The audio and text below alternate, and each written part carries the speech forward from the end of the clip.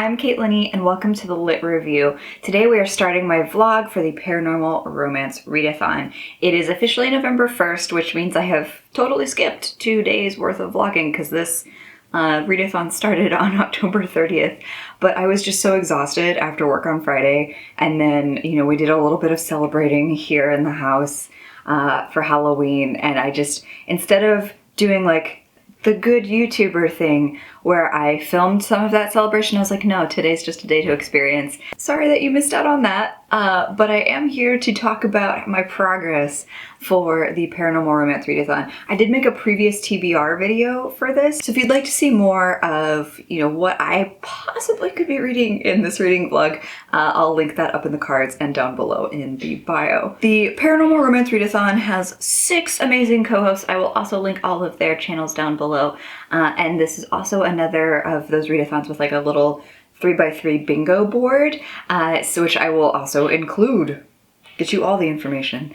What I did do is on Thursday, when this readathon started on the 30th, I started reading Laura Thalassa's Famine, and I'm not really sure what possessed me to start there because it's a dark one, but I've got like 40% of the way in, and I'm hoping to be able to finish that today so I can move on and maybe read something with a little bit more positivity. I've gotten some really good shout outs and call outs from some of you all in comments to my previous videos about books that you have read that I was thinking about reading in that video, and I'm so excited. I want to be able to focus on those two, and those two, for clarity, are Sanctuary by Alexandria House, which is also on my Litland TBR, so woohoo. And then someone else on a previous video had said that they read How to Vex a Vampire based on that recommendation video and like loved it, just absolutely loved it.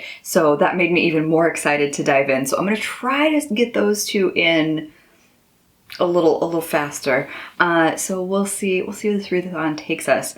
But so far, I have gotten like 40% of the way through Famine by Laura Thalassa, and it is like, it's very typical of this series, the 4 Horsemen of the Apocalypse series. So this is the 3rd book in that series. First one was why can't I say that word?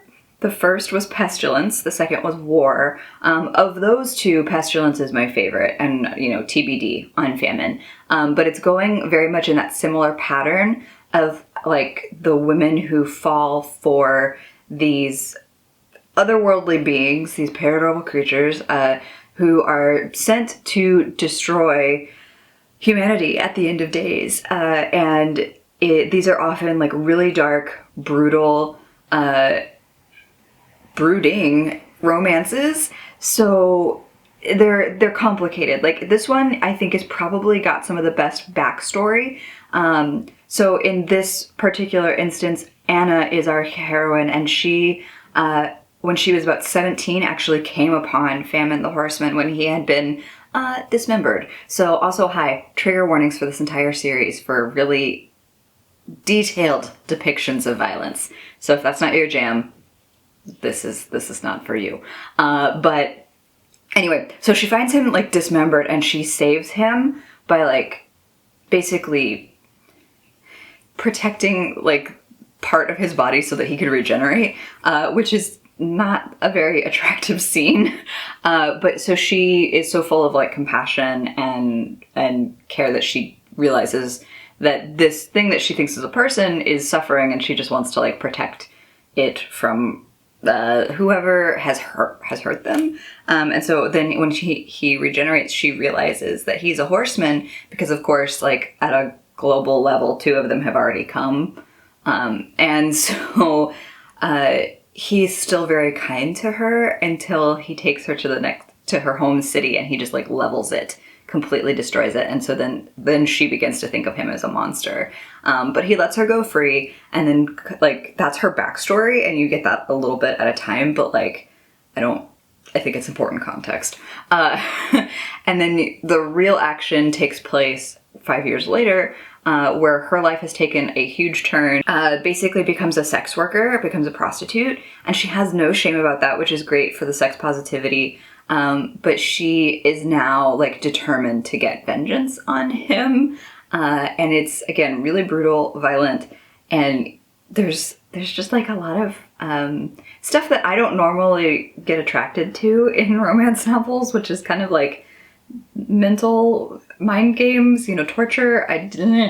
So she's tried to kill him at least a couple times. She's tried to run away, but he keeps like saving her or allowing her to go with him as he makes his way across Brazil, like just leveling entire towns, starving people, killing them.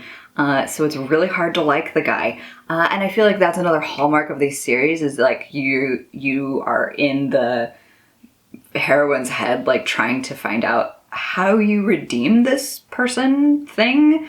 And these are long, slow burns. Like she's constantly teasing him or like being really sarcastic about being attracted to him because he really demeans her for her job. And so she's always making jokes about like how he doesn't want sex, how he doesn't like sex, and if he just maybe got laid, maybe he would have a better time and not want to kill people. But it's her way of deflecting. So it's interesting. I think Anna Safar is maybe my favorite heroine from this series, and I do really like that this entire series takes place in very different parts of the world each time. Like, I think Pestilence takes place somewhere in North America. War takes place somewhere in the Middle East. I can't remember the specific regions. And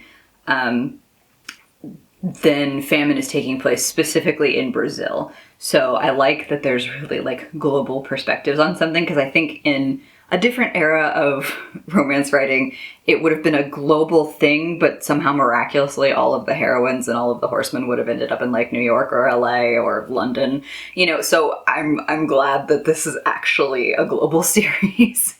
So anyway, I'm at the point where like she is still trying to figure him out. She still hates him. She still feels really compelled to save the world and save herself, and like she wants to kill him. So these series are like the ultimate enemies to lovers, and not even a Grump Sunshine trope. It is like doomed angelic figure or doomed heavenly figure that's like willing to make an exception for one person. So they're really interesting books, but I accept that they're probably not for everybody. And anyway, I'm rambling. This book is it can count for a couple of different things. I think it's probably going to count for my indie author space, because that seems the most likely. I can't remember if in Thalasso's world these are technically angels or not, so it may count for angel romance, but I'm going to have to look into that for you. But it's definitely going to count for my indie author square. So that's what I'm trying to take down, and then progress from there. So yeah, I will check in with you when I have some more stuff to say. Hey everybody. It is November 2nd, which is Monday, and we are like not quite at the halfway point yet for the Paranormal Romance Readathon, but I just wanted to check in with you because I finished Famine last night. Oh my gosh, I don't give star ratings in my digital diaries or my vlogs for things, but whoa. I think I kind of rambled a little bit about the summary of the overall series when I checked in with you the first time around, but I legitimately think that Famine is the best of the three so far, at least for me. It like completely blew me away. I loved the characters probably the most out of all the ones that I've done so far in this series, the Four Horsemen series. And like, honestly, I finished it late last night / early this morning. And then I like tried to go to sleep, which was a mistake because I just couldn't stop thinking about the book and like where the series is gonna go. Oh, sorry if you can hear extra noise in the background. That is Jeremy playing video games, as you know he is wont to do. So kudos to him. Live your best life, babe. But I just like, I could barely sleep last night because I was thinking about like how well Famine set up the fourth and possibly final book in the series, Death, because like all of the other books have kind of like ended on what is essentially an HEA for the characters, but with like the ominous next step of like, oh no, the next horseman has risen. This time you actually like meet the next horseman, and it's freaking scary. Also, like, just the way that that book ended, I've kind of given you a spoiler already, but like, if you know the four horsemen of the apocalypse, like, they all have to rise. It's fine. The fourth book is called Death, so it's not like that's that big of a spoiler. Or at least I hope not. But yeah, obsessed with that. And I didn't realize that when I set out to read Famine first, I did not realize I was committing myself to like a 400-page book. On Kindle, it says 404 pages. So, wow, yeah, zoomed through that one comparatively. And I don't know what to read next. I want to read, I think, like Sanctuary by Alexandria House, and I want to read How to Vex a Vampire by Alice Winters. And there's a bunch other from my TBR, but like those are the two that are probably highest on my radar. I think I might go with Sanctuary though, because that one on the bingo card is like above, like I could count that one for a novella, and I think that would put me in a good place for an actual bingo on the bingo board. So like I think I might go with that one. I think I might make myself a milkshake. We've been rewatching, well, it's rewatching for Jeremy, first time watching for me, but we've been watching Parks and Rec with dinner, and I am coming to terms with the fact that I'm just Leslie Knope, and that he's just Ben Wyatt. Like, that is the dynamic of our relationship. Just full blast. So if you've ever been curious, yeah. And the reason I think that's relevant is because my thought was like, milkshake, yeah. Let's go get one. If I had a JJ's Diner, I'd be there all the time. Anyway, so I'm going to make myself a milkshake. Probably going to watch some YouTube. A bunch of folks I love and adore. I posted some videos in the last couple of days. I need to catch up. Need to catch up with those folks. So I'm going to do that. And then settle down to read some Sanctuary. And I'll check in with you when I've made some progress. Hi. Big change, no? So I haven't touched base with you in several days, in part because of the election going on in the United States. It's been really dramatic and painful, and it's been difficult to feel like I can come on here and just have a casual conversation because nothing has felt casual this week. So on one hand, that's like a great thing to be doing for the Paranormal Romance Readathon, because I was reading every night to try to like calm my brain down. Today is November 7th. And also I did this to my hair. I took like 5 or 6 inches off of the length and, put some color into it. So I'm really happy with this. You are probably still going to see several videos or several starts of vlogs with me with the long blonde hair, because I started several vlogs, including this one, with that hair. So you're going to go back and forth with me a little bit. And yeah, there will be very clear break between the before times and not, at least with this channel. So this is one of those reading vlogs where like you see no reading from me. I apologize for that. It's been a very strange week overall, and I think a lot of people are feeling that. I've been watching a lot of other people's vlogs that have been saying the same thing for this readathon, where it's like, here's a readathon of me not reading. But I did actually read books during this time. I finished Sanctuary by Alexandria House, which is a little novella, and that's the prompt that it counted for, novella. And I don't give star ratings in any of my vlogs or digital diaries, but I do like to tell you a little bit about where I landed with it. I enjoyed this. I thought it was like really well written, and I enjoyed House's writing style. Would totally check her out again. I do think for me that sometimes novellas fall into this trap of like the short form of it, because I often have this experience with any kind of novella where I want more. I want more content. And it doesn't even mean like a full novel length, but in this case, Sanctuary was, I think, 76 pages. And if we could have just bumped it to 100, I think I would have been a lot happier with it, because I was so intrigued by the world that Alexandria House was building, because the paranormal aspects of this, in the vein of Black Panther, where there's like a kind of hidden culture in Africa that is like the first people, the immortals, the strongest people, and it was really cool. I just wanted so much more of that context and content, because I thought it was exquisitely written, and the magical realism of that land and that space was really cool, and we were only there in the story for like the tiniest amount, and I thought that was like the most cool, impactful part of the world building. Of course, it's like a romance novella, so the core of this is actually our main characters, Temple and Sam, which is short for Samson.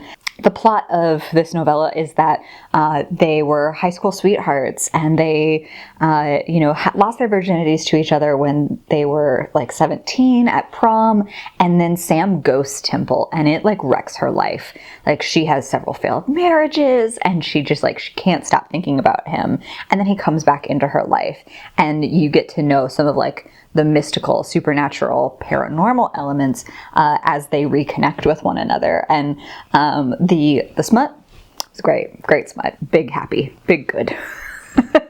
Very, very cool. I really liked Temple as a character.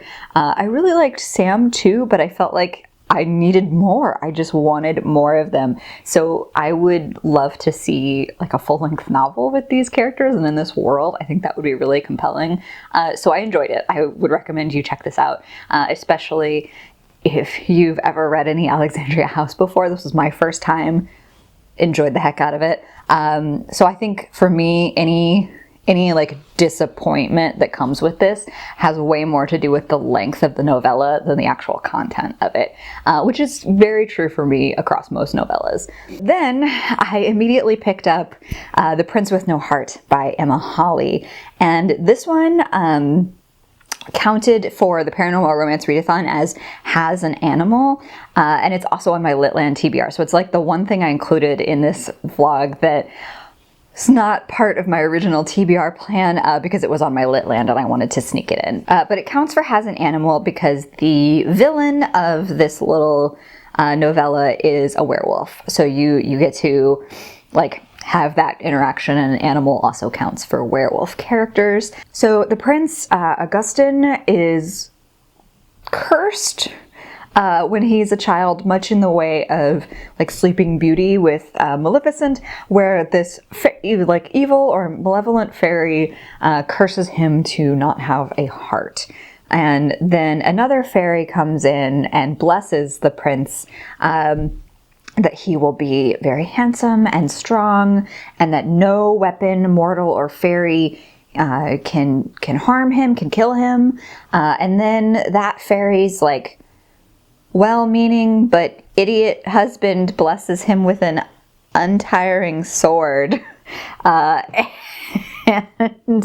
the curse manifests in that like he's constantly horny, he's constantly aroused.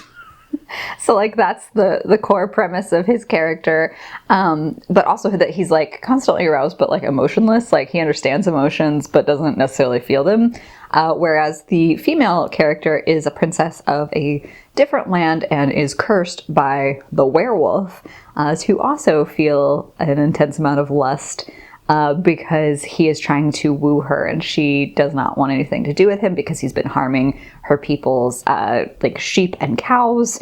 And so it's like an intimidation thing because he's a were-witch.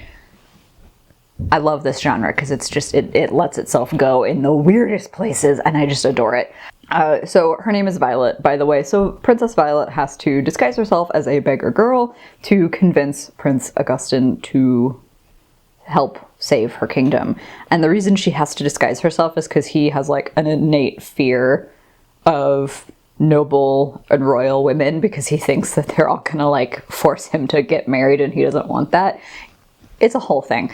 The smut was top tier, like just intense and constant, and like you almost had to laugh reading this novella because the premise of it was so out there and so silly, but like it worked and the smut was great. So I really enjoyed that. And then, so technically the timeline for the Paranormal Romance Readathon is complete, but I am still reading one of the books that I started on Thursday. And that is How to Vex a Vampire by Alexa Winters. And oh my gosh, I'm going to finish it. I'm going to finish it hopefully today. So I'll still kind of count it since I'm doing my wrap up today. But like, it's so cute. It's the cutest freaking thing. I can already tell you that unless this novel goes totally sideways, I'm going to be a big fan of this book, because holy smokes, is it just like so precious and funny. So this would count for my LGBTQIA plus prompt for the Readathon. It's a slow burn, which I was warned about by one of you, so thank you again for like giving me the nudge to make sure I prioritize this, because I'm so happy. It's so cute. Yeah, it's following two main characters. It is a multi-perspective, so you get to be inside both of their heads. So you're in both of their heads, and the main characters are Finnegan, or Finn, and Marcus. And Finnegan is a human who is trying to join this like vampire-only form of the police force. He's a homicide detective, but he wants to be part of the the vampire, I can't remember what it's called. It's the VRC. It's like, oh, vampire related crimes. That's what it is. So he wants to join the VRC because he has an ulterior motive that we kind of get like slow hints at. I'm like 50% of the way through the novel right now. And you get the sense that something like deeply traumatic related to a specific vampire has happened to him. He was also raised around vampires, so he's not prejudiced against them. But he's still deeply afraid and traumatized by something that happened. And you also find out that Finn is disabled, that he, due to what he says is a car accident, lost his left arm and his right leg during this event. And I say alleged because it's kind of hinted that this traumatic part of his past may actually be why he had his amputations, but he also has like really high-tech amazing prosthesis, so like he's able to walk and do a lot, and most people don't know that he is actually disabled. And so like the first chunk of the novel, it's like him being really afraid of that being discovered, because that was like, he's already considered weak by a lot of these vampires on the force because of his human nature, and so he feels like he has to prove himself. So I was so unprepared. I went into this novel knowing nothing about it other than like vampires, woo, like, but I'm so in love with Finnegan as a character. He is just wonderful and funny, and I love seeing that kind of representation. Again, I'm not equipped to tell you whether or not it's good representation, but I adore Finnegan's character. And on the flip side, there's Marcus, who's this like ancient vampire who works on the VRC because he has like experienced some shit in his life that like makes him want to work towards unity between humans and vampires, but he's also heckin' grumpy, so it is definitely a grump and sunshine trope, and it's very satisfying. Marcus also has this giant wolfhound that is like the only thing he is deeply affectionate to. You find out that he has like a lot of interesting stuff in his past. And like, again, I am at the 50% mark of this book. It is very slow burn. It's also a series, so I imagine it will continue to be a slow burn. But like at the point that I'm at now, they've just started to admit that there might be an attraction between the two, but that Marcus is still resisting it because he has hurt a human that he cared for in the past. Because in this world, their vampires drink like synthetic or donated blood. It's not fresh blood. And so there's like a big taboo about dating or being with humans because of like the risk to the human in proximity to the vampire. So like Marcus is still hard on that party line of like, no, I'm not gonna hurt you. And the crime that they're currently trying to solve is that there's somebody who has created a drug that like basically puts vampires in a frenzy, and even like completely respectable, well-minded vampires will just like brutally attack a human if they've been under the influence of this drug, and it's instantaneous. So like they're trying to catch that person right now. It is so good. Again, this would have to go crazy sideways for me to be anything other than thrilled about this book's existence. If you are into paranormal romances, if you are into LGBTQIA plus romances, this is obviously a male-male romance, but regardless, I highly recommend this to you. And there's a whole series, so there's more. There's more. I'm so excited. And I'm kind of going to wrap up here, and then you'll see how I feel about these in total at my wrap up at the end of the month. So I completed four challenges. I got my bingo, or I will after I finish How to Vex a Vampire. But this has been such a fun readathon, even in the midst of like an intense political and emotional moment for me as a US citizen. Like, this has been a shining light, honestly. Sometimes it was like, okay, I can't look at the news. I'm just gonna read my romance novels. So it's been good. It's been a really good thing for a lot of reasons, and I found some absolute favorites, dare I say, in this, and there's still plenty more that I didn't even get to that I told you about in my original TBR video that I'm hoping to be able to get to soon, because I still just found so much joy here, and I feel like this really has pulled me out of my reading slump. So I am forever grateful to all of the hosts of the Paranormal Romance Readathon for that. Like, holy smokes, thank you so much. So also, unrelated but kind of important, I am trying out a different style of microphone with this particular clip. The others have been with the same microphone that I've been using, and this one is using like a little lavalier mic, which I've hidden in the bow of my shirt. So we're gonna see how the sound quality of this clip is. I'm also gonna film a separate video with this microphone and see how it goes, because I'm really just trying to improve the sound quality in my videos. So I'm playing around. I'm playing around with things. So we'll see how this ends up.